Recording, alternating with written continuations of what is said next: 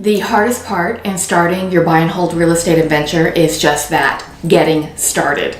Your first property is going to be the hardest, but you will get through it. And this video is all about why it's hard and how to get through it. So let's go.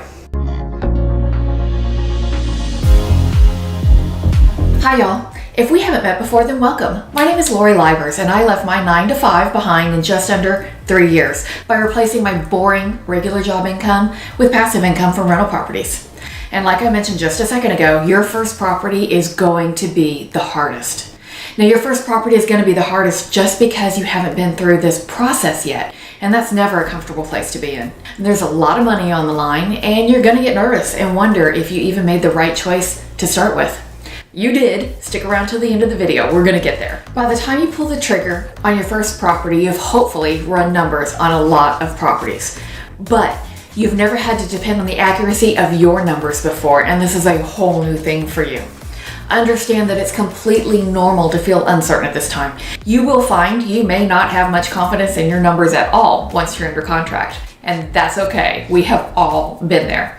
Stick to your numbers. And if it turns out you're wrong, learn why so that you don't make that same mistake again.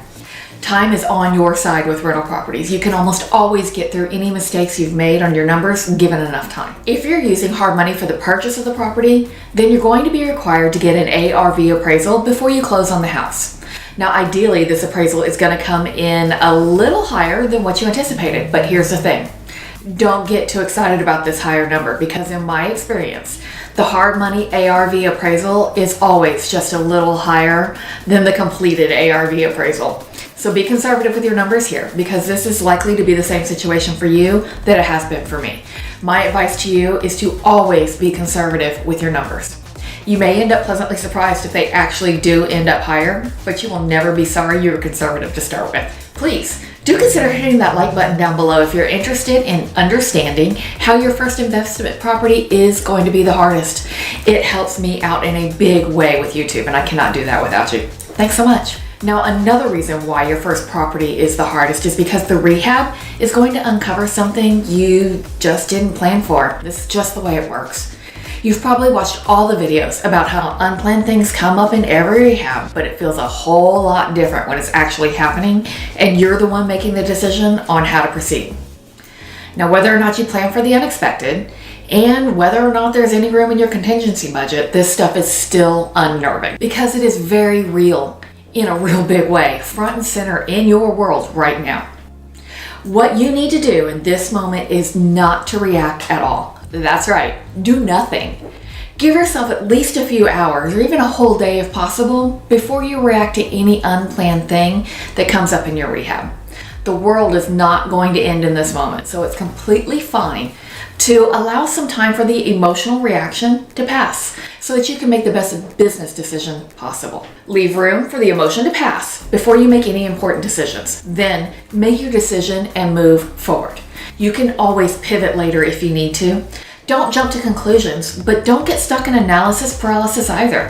Think it through, move on, and pivot if needed. Time is almost always on your side, and it is going to be okay. The next reason why your first property is going to be the hardest is because you're likely to have to tell potential tenants that they simply cannot rent your property. And this is never comfortable when you've met these people and families because you naturally are going to want what's best for the family. However, they may not be what's best for your business. Again, you can't get emotional about your business. Not every applicant, in fact, most applicants, are not going to be a great fit for your property. Give it a little time to find the great fit. It is absolutely worth it. And you will be glad you did for months and months, maybe even years to come. Now, we all go through these things with our first property and learn so much along the way.